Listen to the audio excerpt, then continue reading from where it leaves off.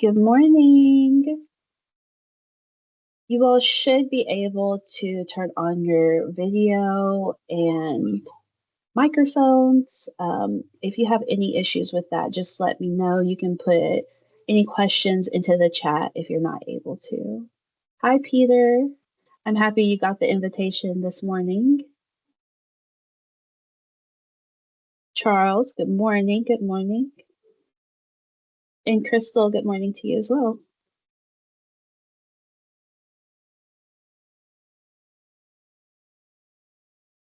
So this is our first Learning with an Expert series. We'll have different topics throughout the year led by our consultants and folks in our community that have some goodies that they want to share. So very excited to have you guys here.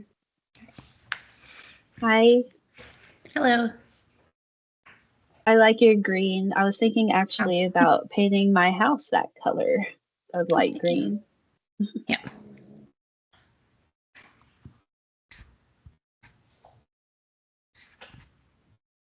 We'll give it maybe until about 10:35 if you want to do some introductions and let folks trickle in, Angie. Sure. Yeah. Why don't we start with you, Crystal? If you want to tell me what your business is, that would be great. A little bit about yourself. I'm a potter. I run Alley Cat Pottery, and I'm a partner. I'm a partial owner of the Woolly Worm Artist Lounge in Berea, and it's a space where it provides a space where we can make our arts and provide services to the community, do some workshops, and my partner does tattoos in the front. He's got a studio set up, and we also have another person that does tattoos also and design work and printing. So it's kind of a multi-purpose organization. And where is it located? It's on Chestnut Street in Berea. It's in Berea? Yeah, okay. It's across from the Berea Arts Council. I don't know if you probably can't see it very well, but I'm a potter too. Some of my stuff is up there. It's my version of therapy. I think pottery is the most just relaxing, wonderful, way to expend some energy. So that's awesome. Very excited to have you. Charles. Crystal. Oh, one second. Sorry. I'm sorry. Does that mean that you're next to the Mountain Association building? Yes. Well, I'll come visit you sometime. I would work out of the Mountain Association office. Oh, awesome. In Berea. Yeah. Sorry, Charles, go ahead. Oh, Charles, you're on muted.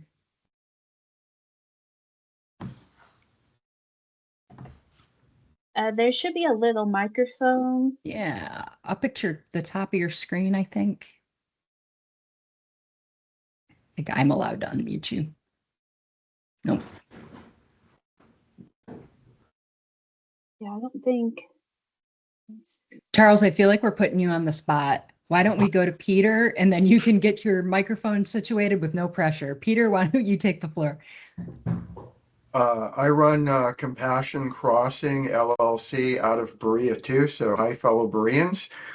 I help with advanced care planning. That's your living will, powers of attorney, dementia care coaching, illness navigation, and the like. That's great. Are you a for-profit or nonprofit? For profit, but I operate on a sliding scale. So I've done work for free if they can't afford what I charge. Yeah. No, and no judgment in that question, by the way. You don't know me, so I should have prefaced that I love nonprofits, no, that's for-profits. perfectly fine. Okay. I've been a hospice nurse for a number of years from Pennsylvania, and I just have a feeling for I don't want people to go through issues where, gee, I can't afford this. It's nice to have, but I can't afford it. Yeah. So I use sliding scale. That's great. Okay. And Charles, how you doing? I'm ready to go now. Great. Good. And I'm Charles Hill. I have a small restaurant in Corbin, Flashback Subs and more. Been in the restaurant business for right at 13 years. We were part of a small franchise, Philly Connection. We came out about a year and a half ago, came out of the franchise. I've completely rebranded. we are striving to be more of a themed restaurant, an 80s themed restaurant. And at this time, of course, what we're looking for is any idea, any ways, any marketing strategies. Like I said, we have an existing client base, but a customer base, I'm sorry, but it's more older people, and we're trying to bring in younger people. So complete, Interesting. And I'm yes, so sorry. I was pulling up my computer when you said where your restaurant is. in Corbin. Corbin. Okay. Yeah, we are right off of 75 exit 29. So I, have a I'm decent gonna nod and location. pretend I know where that is. Mhm. Well, let's see. Dejan, do you want me to get moving or Yeah, do we I'll want to give wait a my minute? Okay, introduction and go then for it. we can go ahead and get started. And if everyone's okay with it, this presentation will be recorded. If you're not okay with that, please just let me know. Um, like I said, I'm Dejan. I am the business support services specialist at Mountain Association. We have started this series, Learning with an Expert, because I've heard from both my clients and my consultants that they want to either contribute or they want to make connections. They want to be in rooms with each other.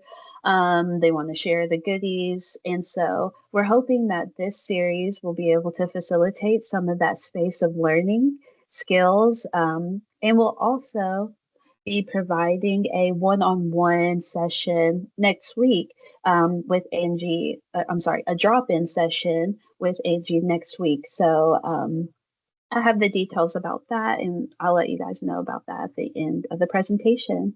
So, yeah, that's a little bit about me. If you all have any questions about Mountain Association or anything like that, just so that you know, we do support folks in lending. We do support entrepreneurs in like mindset building and skill obtaining and learning. And we also have an energy team, and we also have a strategic initiatives team that works with communities within the Appalachian region. So, Angie, you can go ahead and take it away. Thank you, Dejan. I am so excited to be here. This is a great group size. I think we can probably have a very kind of casual, kind of informal conversation type presentation today. So that's my favorite thing in the world to do. So we will start with a little bit about me. My name is Angie LeBlanc. I have a firm called XP Up Consulting. I am based in Indianapolis, but I've been doing work down there with Mountain Association for about 2 years. My consulting focus is on helping organizations, both for-profit and nonprofit, improve their business operations. And my particular focus is on the client-centered approach.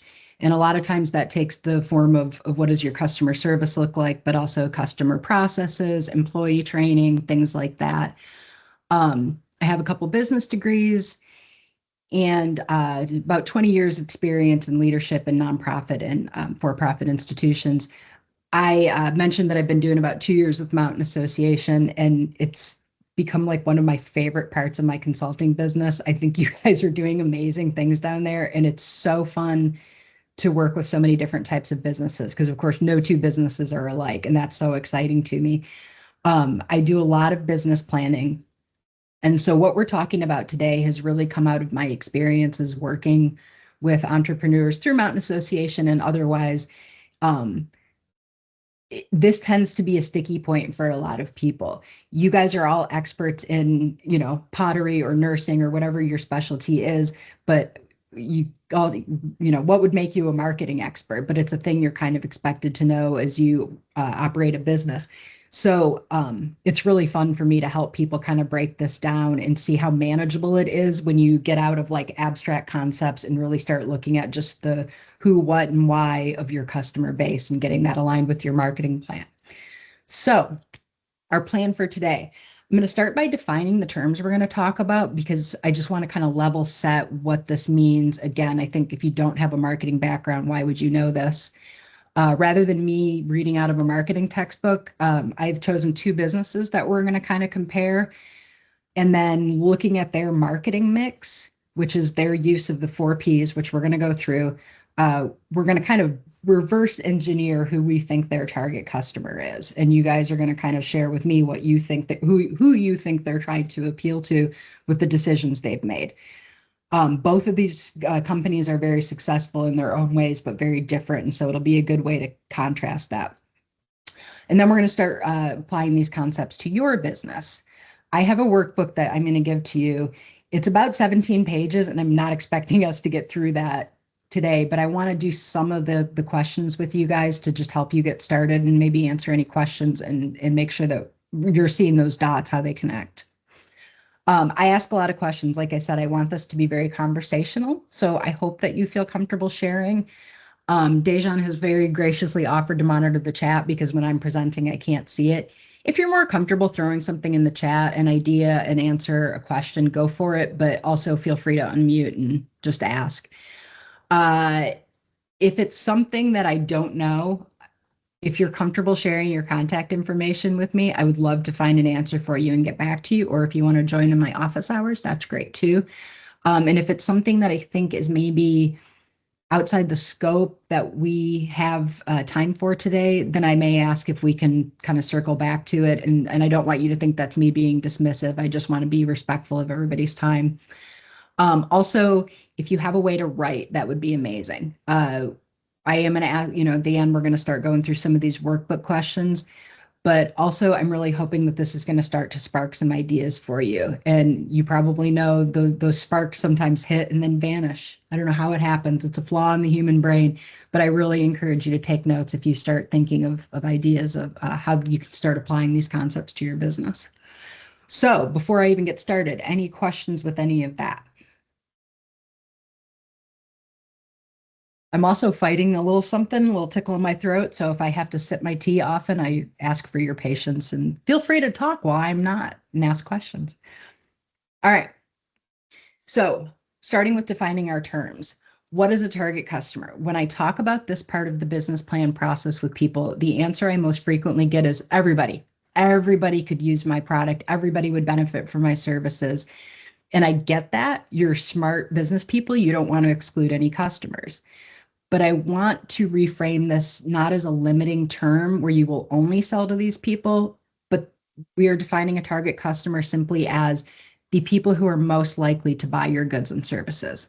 So let's pretend I have a clothing brand and it's kind of fun, young type clothes. And so I'm really gearing that towards women who are between 18 and 30. That's my target customer. If a 35-year-old woman comes in and wants to buy a sweater, great. I'm going to help her buy her sweater. We're not kicking anyone out, right? We're just looking at who we're mainly targeting our marketing efforts at. So that's all we mean by target customer. You are welcome to have anyone as a customer. Marketing versus advertising. This is so common, but people will use these terms interchangeably, and they are not the same thing. Your marketing will inform your advertising, but it is not the same thing. And I'm going to give you the dictionary definition of marketing. The activity or business of promoting and selling products or services, including market research and advertising. And it's that research part that we're going to talk about. And we're not going to dig into like how you find demographics and stuff, although we certainly can if you want to come in on office hours. But looking at how you find that customer, how you find what's going to appeal to them, and then you make sure that your brand is in alignment with that. And of course, that then informs your advertising, what channels you're choosing to, what colors you're using, the imagery, everything in your marketing plan should feed into how you advertise. So now that we have those two defined, does that all make sense to everybody? Does anybody have any questions? Okay, I will take silence as no's. So we are going to We have a If I could- hand. Oh, yes, sorry. Chat's turned off.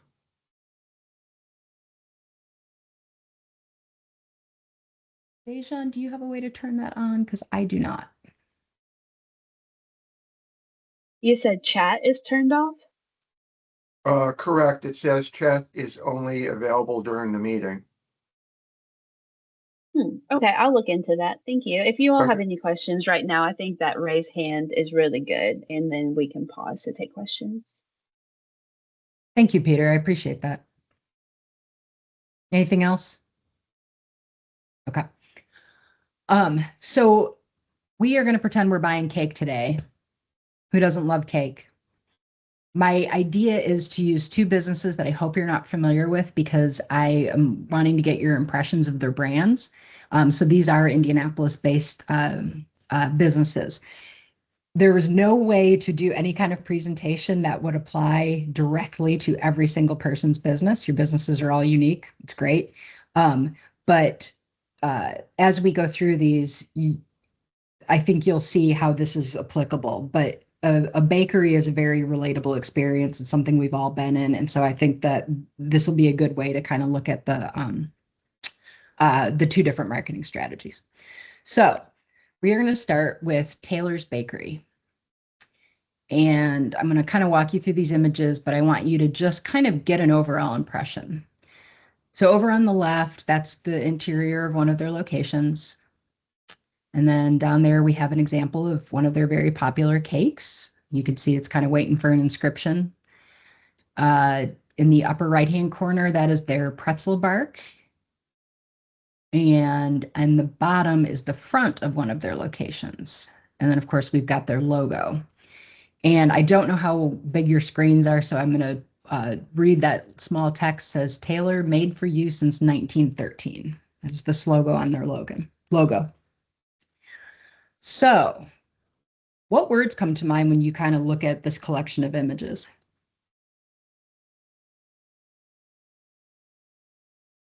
There's literally no wrong answers here because it's just your impressions. I think ice cream. Whenever I look at it, I think of an ice cream shop. So I think of kids and family. For sure. What else? I would say sweets and events like birthdays, anniversaries, celebrations. Yeah, love that. To me, it feels very homey and kind of traditional. Charles, I think I just talked over you. I'm sorry. No, just by looking at Taylor Made for you since 1913, a family business that's established, been in existence for a while. Yeah, I think this is all really good. When you look at this, do you feel like you have any assumptions on the quality and the price of the products? I would think whenever I see those kind of like containers, like a decent price, probably not like lower end. I would think the higher end. Okay. Thing. Anyone else have an impression? And it's okay if you don't. Okay. So we're going to wipe the slate there, forget those images out of your mind. And now we are going to look at the Cake Bake Shop. Has anyone ever heard of this place? Okay, good. It's based in Indianapolis, but it's actually kind of famous because Oprah, it was on her favorite things one year. And so I thought somebody might already know about this. So again, I'm going to walk kind of through these images. On the left, we've got that picture of their display case. And in the back, you can see a little bit of their store decor. In the middle is an example of one of their cakes. That happens to be a lemon blueberry cake. Upper right-hand side, we have a snickerdoodle cheesecake bar. And then on the lower right, that is a shot of the exterior of one of their locations that happens to have been taken around Christmas. And so you can see they've got the trees lined up in front and very festive. And then, of course, their logo, which just simply says the Cake Bake Shop. What words come to mind when you look at these images? It makes me want to take back what I said about the high end and make this one the high. Exactly. The way the cakes are displayed there, definitely a high-end shop. Yes. Yeah. So are you guys making assumptions on their quality and price? Yeah, and it's a funny assumption on my end because whenever I look at things like this, I usually don't like the taste. So I think it's really expensive and maybe something I wouldn't like. That's interesting. Okay. Anyone else? Well, for me, I quality and price don't always go hand in hand. So I see I higher price, but I wouldn't know the quality until I Mhm. tasted the product. Peter, I I don't love visualize that just you because said that. something looks expensive, Mm. oh, it's going to be tasty versus something that doesn't look expensive and it's not going to taste as good. Mhm. It Okay. looks like it is higher end and it might not be as accessible. It's more of a special occasion kind of thing. I feel like they've put more money into advertising and their setup and photography and everything. Although I have seen a lot of these kind of websites that some of this is AI. So you know, Yeah. it puts that question in my head. You guys are hitting so many of the words that like we're going to talk about, and I love this. And just to clarify, these are real images in this case, and I totally know what you mean. The the AI, well, that could be a whole nother topic. The AI is maddening, but these in this case, these are real images, although they're definitely professional photography. Um, all right, so let's now we've gotten brand impressions, kind of break this down. And we are going to start with the products that these two bakeries carry. Starting with the Cake Bake Shop, they advertise their products as high quality ingredients. And because they are using a lot of seasonal ingredients, they have a lot of seasonal flavors.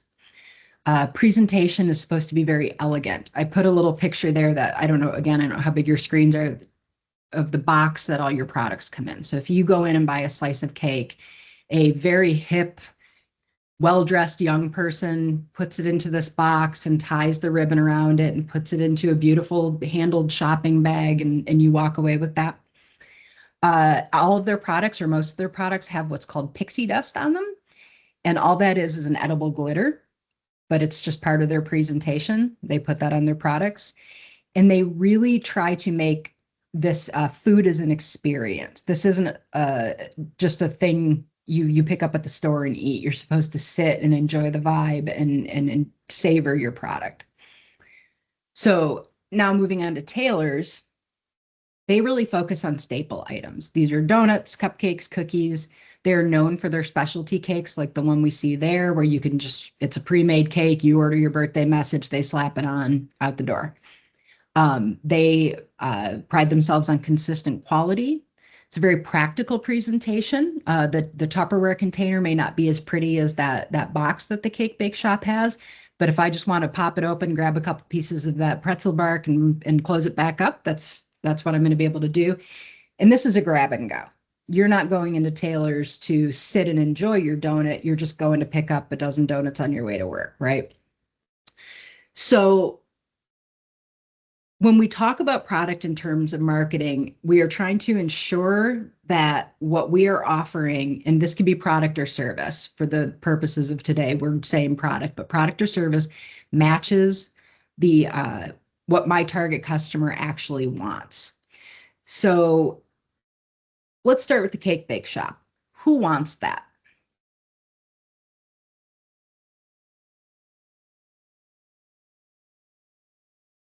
Anyone?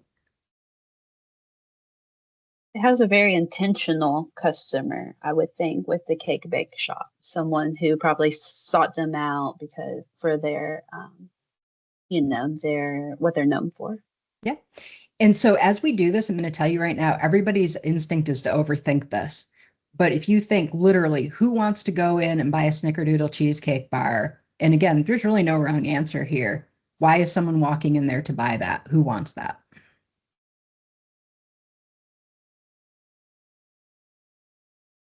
For the snickerdoodle, somebody who wants a treat maybe for themselves or their children or as a gift. Mhm. For a cake, I'm thinking special occasion. Yeah. Um, Somebody who really just enjoys food experiences. I would say that's probably a big part of their target audience, right?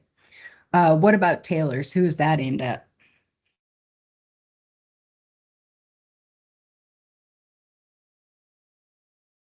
Your families and everyday people who are looking for more like they said, the practical use, like using it every day is probably a staple in the house or something like that. Or Totally agree.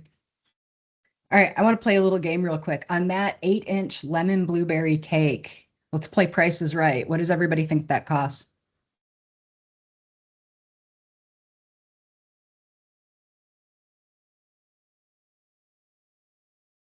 Nobody has a guess. 215. 215? Okay. We'll do Price is Right rules. Closest to the actual price without going over. Crystal, what do you think? She said 240. You are muted though. 240? Okay. Peter? For the cake itself, Yes, 8-inch lemon blueberry cake. $30. $30. Okay. And Charles? 175. 175. This is fun. The actual price is $150, which means Peter is our winner. That cake can go up to like, I think it is 275 if you get one of the bigger versions, but they have, like a 6-inch, an 8-inch, a 12-inch, whatever. But yeah, so 150 for the cake. One of those snickerdoodle bars will cost you $11. Do those prices seem in line with kind of the vibe you were getting from the images we've looked at and what you know about it? Yeah, for me. Yeah. I don't think you're going to have sticker shock if you walk in there and see all that and then see those prices. So now moving over to Taylor's, we've got that 8-inch Sprinkle Delight cake for $39.50 and their pretzel bark is $16.99. Do those prices seem in line with what you've seen? Huh. Does anything stand out to you about those two different price structures? And this is kind of subtle, so I don't feel bad if you're not seeing anything. But it's consumer psychology. If I want to make something cheap, I say it's $9.99, right? Not $10. Mm-hmm. Cake Bake Shop does not deal in cents. The prices are all just rounded to whatever they're rounded to, but they don't do these $39.50, $16.99. They're not in the business of making you think it's cheaper than it is. It's part of their brand, right? Okay. Any questions or thoughts on the product and price while I take a sip? Okay. So the price is meant to reflect value to your ideal buyer. Value, we typically think about how much product I can get for the money, but there's kind of an intangible aspect to that too. Can you think of anything that a consumer gets value from Cake Bake Shop that is included in that price? The ingredients? Wait, outside of those things? Outside of the product. The packaging, Yeah. the presentation, The experience? Yep. And for some people, just the prestige of buying a $150 cake, right? That's valuable to some people. May not be to you, but you may not be the target audience. But that's something to consider when you think about value. You've got people like my mother-in-law who will tell you the price of everything because she wants to brag about how cheap she got it for, because that's a value that she has. And then you have people like, I'm not going to give an example, who will make a point of making sure you know what brand their clothing is and what kind of car they drive and what their address is. It's two different, two different sets of values. All right, we are going to move on to place. So place in this case, we're going to talk about physical location, but I want to give you more of the definition of what place means in marketing terms, which is just how you make your product available to your customers. And as an example, I'm going to throw in another type of cake, which is a Little Debbie or a Hostess cake. Most of us, if we want a Little Debbie, aren't going to go drive. There is actually a Little Debbie store in Tennessee. I've never been. It looks amazing. Most of us aren't driving to Tennessee if we want a Little Debbie, right? We're just going to go pick it up at the grocery store. Krispy Kreme. You guys have Krispy Kremes down there, don't you? Yeah. I think those are born in the South. So yeah, I would think. So we have Krispy Kreme locations in Indianapolis, but I can also pick them up at the grocery store. They've got two different channels to get to me. And then of course, online. in this day and age is a very important one to consider, is how you make your products and services available online. So that's what place is referring to, is just how you meet the customer, whether it's selling your products at Walmart or selling them at your local farmer's market. But determining what your ideal customer wants and how they shop is how you determine your place. So in this case, Cake Bake Shop does have online ordering. And when you do that, you can do a pickup at one of their locations. You can have it delivered if you're local, or you can do global shipping. They tend to put their stores in high income zip codes in Indianapolis. And then they are also at Disneyland in their little outdoor shopping center. The places that they're in Indianapolis tend to be kind of hip, walkable shopping districts. Taylor's also has online ordering, but that's really just reserving your product. You're going to go in and pick it up. They're not shipping anything. There's no personal delivery. They put their locations in high density residential areas, and they tend to be in strip malls that are on major roads. So I want to kind of break down a couple of the things on there. Why do you think Taylor's Bakery doesn't have shipping outside of Indianapolis?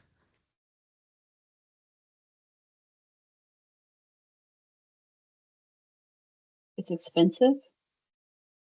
Probably would be, yeah. And probably has to have the materials to ship. Have you guys seen anything from Taylor's that you couldn't find locally? No, they're, Yeah. like I said, they're just more locally based. They're not worried about, Hmm. like I said, I'm over here shipping globally. That's not Yep. their target market. So I'm originally from Michigan, and we have a Taylor's type business up where I'm from too. Like, and I would imagine that there's pretty much a Taylor's type business in every community. It's their focus isn't on getting their donut to Berea, Kentucky. They assume that in Berea, Kentucky, you can probably buy your own donuts. So they have wisely made their place locally based. And you can order online, but you still have to pick up there, or you just come into the store. But that's how they've chosen their channels. This the decision of where to place your physical location. Indianapolis is riddled with strip malls, and I think they're the least inspiring physical feature in any city. But what's an advantage with a strip mall? Lots of foot traffic depending on the location. Definitely. They also, and this is huge in the city, have very convenient parking. I don't have to circle around. I don't have to pay for parking. I can just get out of my car, run in, grab my dozen donuts, and head to my book club. Like it's no fuss, no mess, very easy. Cake Bake Shop isn't interested in your convenience, so they can be in a more like charming, walkable area than just kind of a basic strip mall. All right. And then promotion. So promotion is how we craft a message and choose the channels that are going to deliver that message. So I'm not going to dig super far into all the different like advertisements of these companies, but I want to talk about how they impact what I think is absolutely your best source of advertising. I don't care what business you're in, which is word of mouth and personal referrals. The wonderful thing about identifying your target customer is your target customer probably hangs out with other people who are in your target customer group, because that's what we do, right? You don't tend to have a lot of, you tend to have people in your circle that are very similar to you. So starting with Cake Bake Shop, they literally say that they are selling a fairy tale experience. It is a very social media friendly atmosphere. It's marketed as a destination and a luxury kind of aspirational brand. So how do you think all that helps their person to person advertising? People are posting it on socials and potentially going viral. So I'm sure that does great for exposure. It's huge. And you would not have to search very hard to find an influencer doing a video of, come with me to Cake Bake Shop and showing them sitting down and eating a $25 slice of cake. And everybody wants to do that, right? Their favorite luxury influencer is eating at this luxury place. I have had people say to me, "You've been to Cake Bake Shop?" Like it's this big deal. if you are in this target audience, this is a big deal, and you know about it from being, from other people kind of sharing their experiences at it. Tailors, and I know you have businesses like this, so I'm sure you will relate. It's reliable. If I go, if I need to get cupcakes for my kid's birthday party, I know they're going to be good. I know I can go to Taylor's and get a reliable, product at a decent price. They're very, very rooted in the community. I think you'd be hard pressed to find somebody in Indianapolis that has never tried Taylor's products. And they really push that they have been around for over 100 years. The since 1913 is everywhere. Which, what does that tell you when you hear, well, they've been open since 1913?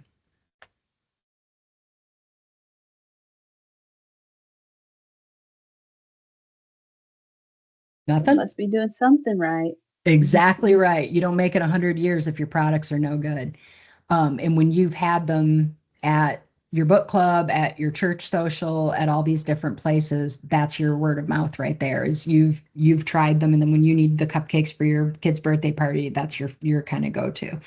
So do you kind of see how all of that is aligning those 4 Ps? Is that all making sense? Does anyone have any questions?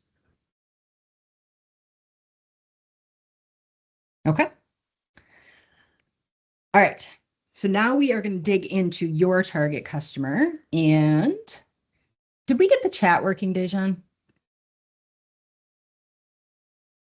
Can someone try it? I think I tried to enable it. I got a chat message for you, but it doesn't allow any chats. It still says chat is only available during the meeting.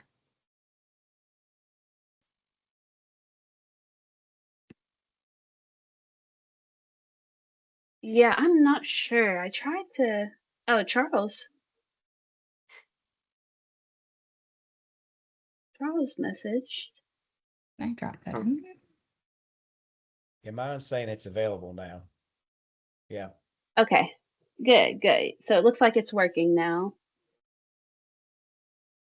It is not letting me put the workbook in. It's a bit of a problem. Whenever you press the plus sign, does it let you do it that way?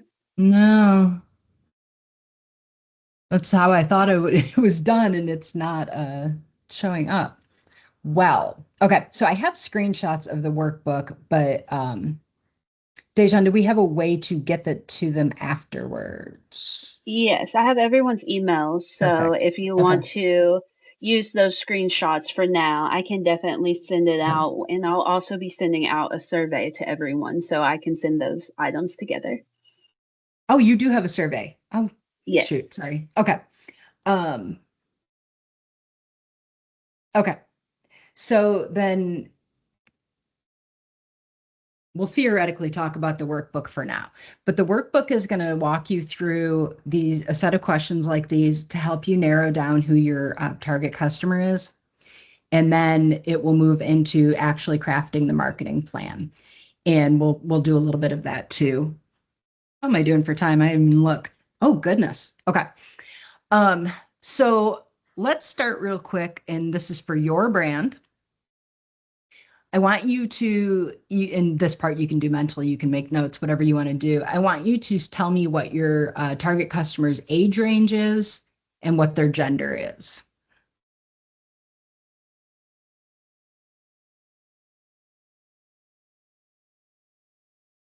Just not working. So for me, for looking like advanced care planning, that's your living will, power of attorney. That's 18 on up. Most of my customers do tend to be in the 60s for that, male or female. And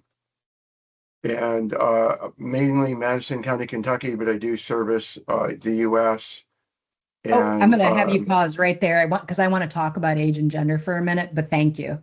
Yeah, for yours, that makes a lot of sense.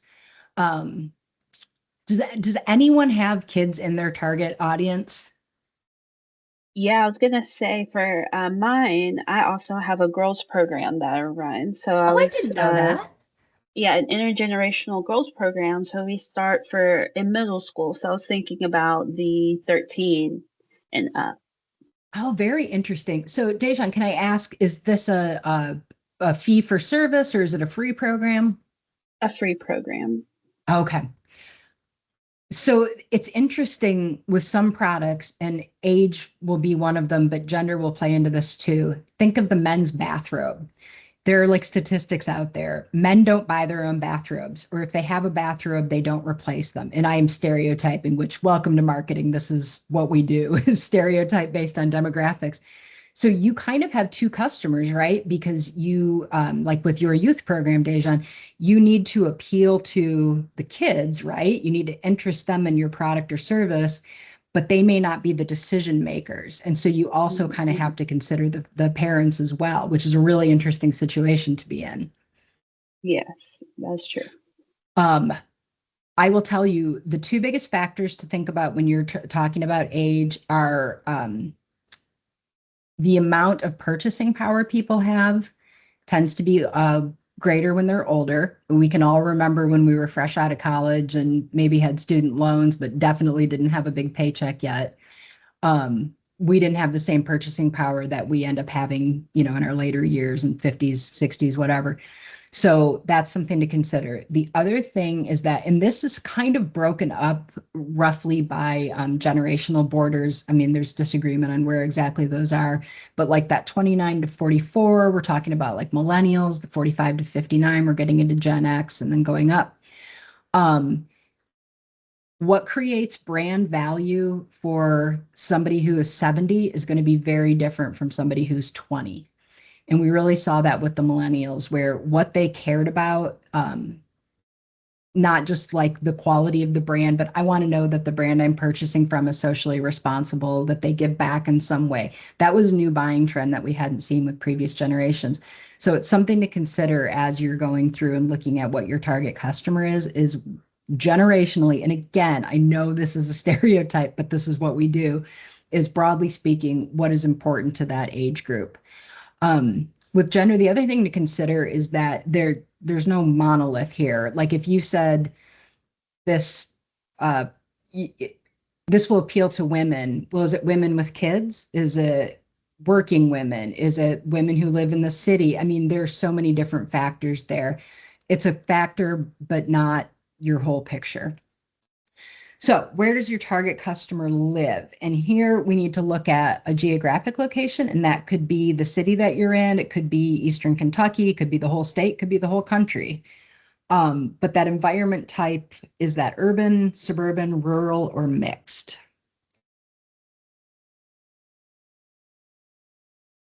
Anyone want to share?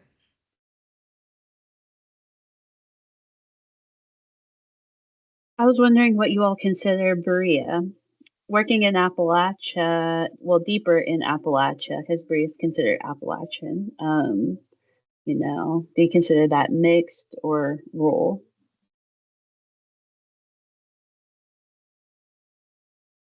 I consider ours mixed. We're rural, but we rely on a lot of business off of I-75. So I think ours is more Mm, mixed. Yeah, I think that's probably a good way to describe it.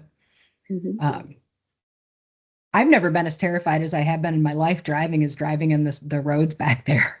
I was not prepared for some of those curves and hills. So you all are way better drivers, I think, than I am. I'm kind of spoiled with city grid driving. So does anyone want to share theirs? I feel like for me, with the girls program, even though I'm also in Madison County, I would consider my audience or very rural because we're impacted by things like lack of transportation and those kinds And of you, things. and you just hit on a really good example of things to consider, when you're looking at the different pieces of your marketing plan. How are people getting to my product? If there's a lack of transportation, if people are really spread out, meeting people where they are is really important. And so understanding that. Also, too, your location may be different than where your target customer is. Let's say I have an agritourism business. You can come stay in my farm and feed the goats and make breakfast, have a farm experience. So if I'm advertising to my neighbors, they're like, yeah, Angie, I don't want to work on your farm. I have my own farm. That's not my target customer. I need to make sure that I'm not in my little bubble of my community, that I'm trying to draw people from the city, wherever that is, to come and have that agritourism experience. Um, and then household income. This is a tricky one, and you may not have like the ability to just like answer it right now. Does anyone have a sense of where their target customer's household income is? Charles, you're muted. Sorry. I would say ours in our area is probably, it'd be more, wasn't really falling in one of those categories. I would say about 40 to 60. Okay. Yeah.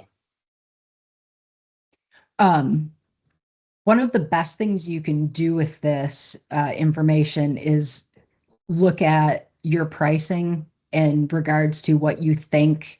So if we break that down, if we say, okay, somebody who makes $40,000 a year, what does that probably reasonably look like as a take-home pay? And what other expenses could we calculate for? So how often can that person afford to eat out at my restaurant, if that's what I think? And then making sure that you've got your prices are at a point where what you think people can afford is in line with what they can afford. The other thing too, especially as you get into the higher incomes, that is a much narrower selection of people. The US Census website is a wealth of information, and it's 100% free. So that's a really good place to go look at the demographic information for your area and find a lot of these basics out. So if you're saying my target audience is women over 40 who make at least $40,000 a year, you can literally go to the census and see, well, in my county, how many women would that be that I then have as a target audience? And that can help you, first of all, with just knowing what you've got to work with. But then, do I need to expand? If I go a county over, do those numbers look better? Where could I be advertising more over there? So that is helpful in that regards. Any questions on any of these categories? Okay. So that's kind of who is my customer. And then we want to talk about how your customer thinks and feels. And this is where you can start to get some really powerful information when you sit down and really think about this. So starting with that first question, what are your target customers' hobbies, interests, or lifestyles? And people will typically ask me, why would I even care about that? And I'm going to use our example of the cake bake shop. The cake bake shop has the fairy tale experience, right? So somebody wisely went, who else likes fairy tale experiences? And somebody very smart said, you know what? Disney people. That's their thing. They love those big immersive fairy tale experiences. And so they were able to do that partnership, placed one of their stores at Disneyland, and apparently it's going gangbusters. I haven't been to that location, but that was a really, really smart placement of their product. So if you know that you, I'm going to stereotype again, maybe this isn't a stereotype down there. Up here, older people crazy for pickleball. It's out of hand. Like there's just pickleball everywhere. So maybe if my brand is, I have a lot of older customers, is there a pickleball tie-in? Do I sponsor the pickleball league? You know what I mean? You're looking at other ways that you are reaching those people. And so knowing what they do outside of just shopping in your store can be really valuable. So this suggests that you list 5 to 8. I don't expect you to do that right now, but go ahead and jot down a couple. Hopefully some things kind of pop into your head of other lifestyle habits, hobbies, or interests that your target customer would have.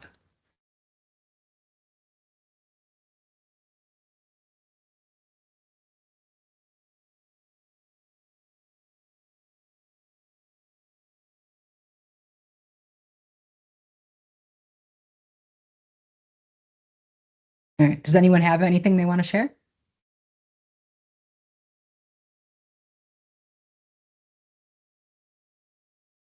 Okay. I gave some examples, so it's okay if we don't want to share on that one. And then I'm going to skip down to number 11.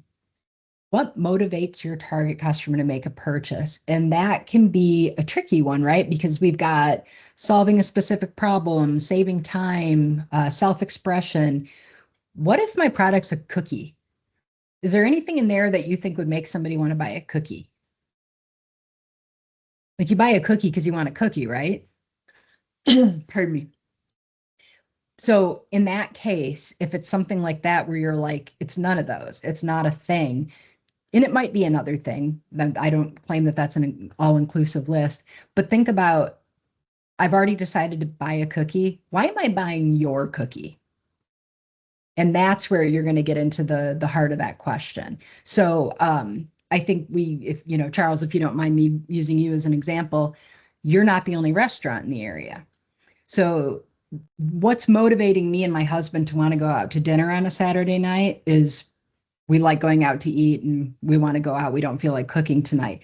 But we need to think about, when I'm making that decision, why would I choose Charles's restaurant over any other restaurant? And that's where you get that target customer, or that target customer psychology, sorry.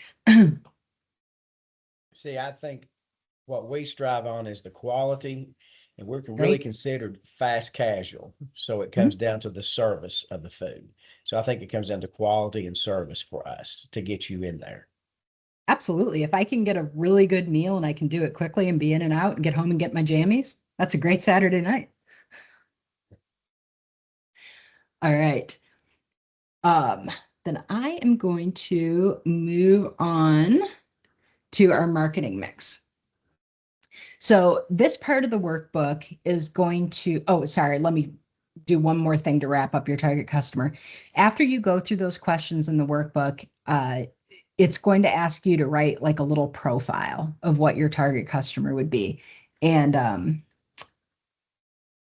I sometimes have to convince people to do this. And this is my pitch to you.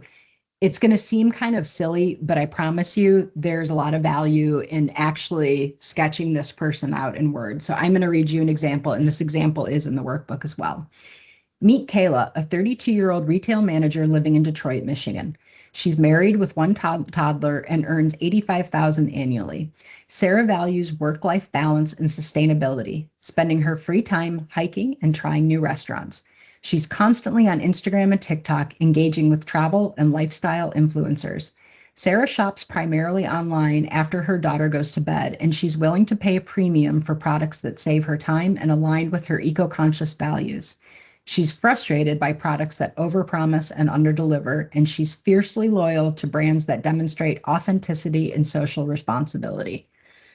A paragraph like that is your end goal with your target customer. And again, not in terms of limiting, you can sell to people other than Kayla, but you will have Kayla in your mind when you are making your marketing decisions, and it's really going to help you be more strategic with those decisions and target your advertising. Okay, so now back to the marketing mix. You've got Kayla or your customer in mind, and you're going to start walking through their psychology and how you appeal to that. So that first question, does your product or service solve the specific problem your target customer faces? I want to kind of redefine problem. The problem may be not a problem in the sense of like a bad thing. A problem could be like what I said is my husband and I are looking for a place to go on Saturday night that's fast and affordable. That could be the problem that you're solving. So that word, I think, throws people sometimes. It's not necessarily like my basement is flooded. That's my problem. Yes, that would be a problem, but this is kind of a different term for that. The problem for you, Crystal, could be women are looking for a fun night out with their girlfriends and have a new experience. And so your solution is that you have pottery classes or workshops. That's how we're framing problem and solution there. So what I would like you to do, oh, let me explain features and benefits. Is anyone familiar with the concept of features and benefits? Okay, I'm going to just give a quick thing just to level set. Product is what feature is what your product can do, and the benefit is why I should care that it does that. So if I said, this computer has a built-in camera, okay, that's the feature. The benefit is you are able to do video chats and record videos directly onto your computer without additional hardware. I'm so sorry. One moment. So you're telling me why I should care that that computer has a built-in camera. So take a minute and write down just a couple features of your products. You don't need to worry about the benefit, but just if you were explaining why your product is great, what are the features of your product or service?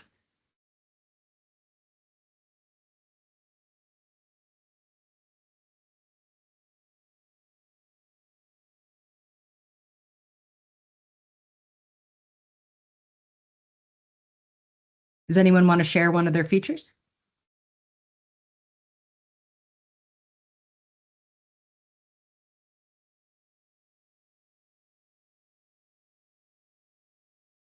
Go ahead, Peter.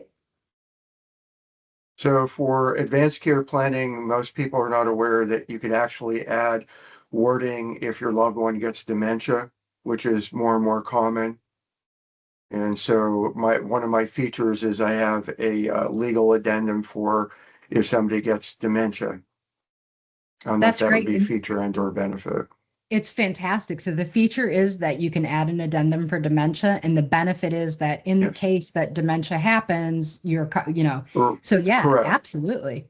That's And that's great. better done years before, because if they get dementia, they may not be able to have the judgment in order to make those decisions.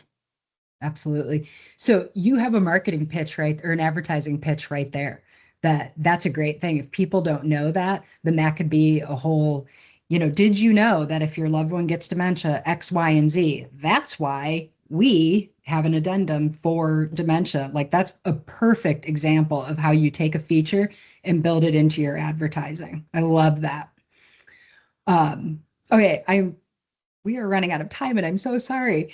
Um, Let me just bounce down to reviewing this. I was going to say, if you need like 10 more minutes just to wrap up things, Sure. it's perfectly fine. We'll try to end around either 11:45 or 12. If folks I need won't. to leave, that's fine. We won't keep you that long, and I want to be respectful of Yeah, everybody's of time. course. So my hope is that you're going to get this workbook and you are going to go through it, and that you will come hang out with me at my office hours if you have questions. I would love to chat with you in more in depth about your specific business. But even after all that is done, this is never just done. This is something that you're going to kind of want to revisit periodically. So does anyone here have a process in place for collecting and reviewing customer feedback? For the Okay. past couple of months, I've been working with the Mountain Association, Darlene Schultz, and it's really good. It just really goes hand in hand with the marketing piece that she's really helped me with in the past. Like I said, it's about the past couple of months. That's great. Um, I I'm nuts about customer feedback. Like I said, my center or my consultancy is centered around customer experience. And so if you are not yet collecting even a simple survey, it can be like incredibly powerful. And that's part of what I do is help people develop those. So hopefully you are getting those reviews, you are taking that feedback and you are quantifying it in some way. And then you have that to analyze. In addition to your sales data, if you roll out a new marketing strategy, including some aggressive advertising, and you don't see any bump in your sales, then that was not effective and we need a new approach. Do not underestimate your competitors. I love confident business owners. I absolutely love it. But when I talk to business owners who are like, I'm not even worried about the other guy. My fried chicken is the best in the state. I am not worried about what anyone else is doing. Do not get complacent with that. Make sure that you are keeping an eye on your industry and think very broadly about your industry. Like I would say, Crystal, with the pottery studio, you're not just competing against other pottery studios, right? Like whatever services you offer, and let's say it's a group pottery workshop, that's a form of entertainment. So you're competing with everybody else who might get me and my girlfriends to go to their business on a Saturday night for something fun. So think broadly about your competitors and keep an eye on what they're doing.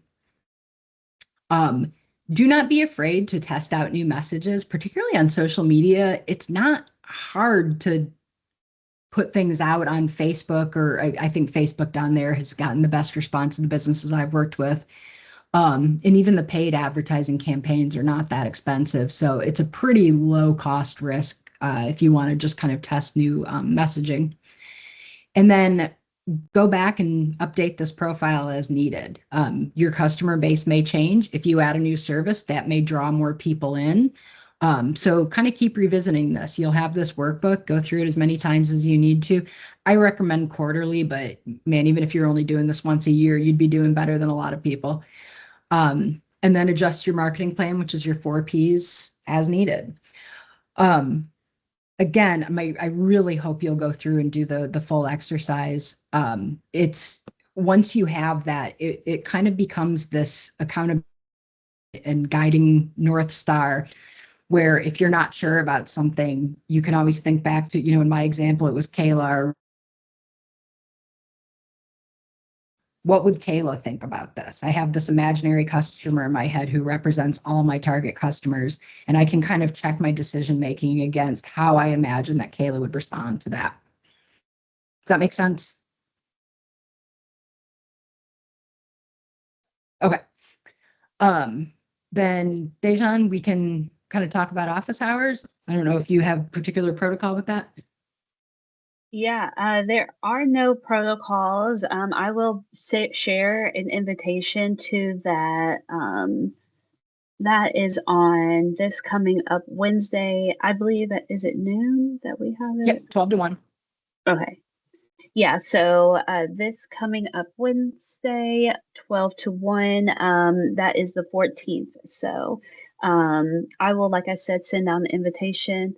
And I know, Angie, you have a survey. If you want to just send that to me, and send me the book, then I can just get those out, and then we can move forward from there. So really, if you all have any questions or want to go ahead and get done some of that work by Wednesday, you all can do so and then drop in and check in with Angie about that workbook. I am so grateful for you guys coming in and hanging out today. I hope that this sparks some ideas that you can apply to your businesses. And if you want to talk further, I'd really love to talk to you on Wednesday. Yes, thank you, Angie. This was great. I learned a lot too, and you had a great presentation. I really liked looking at those side by sides. I should have knew that the cake shop, once you said something about Oprah, I should have just knew that it was going to be something bigger, but I wasn't ready. Yeah, if you go on their website, it says which cake she highlighted on her favorite things, but apparently that just launched them into fame for if you're into, I will tell you, I've been in that place and I find it overwhelming. I'm not their target audience, but that's okay. Yeah. Well, thanks you guys. Just please reach out to me if you all have any questions, like I said, about Mountain Association or any services that we offer to support you all as entrepreneurs. You all have a good weekend. Thank you. Thank you.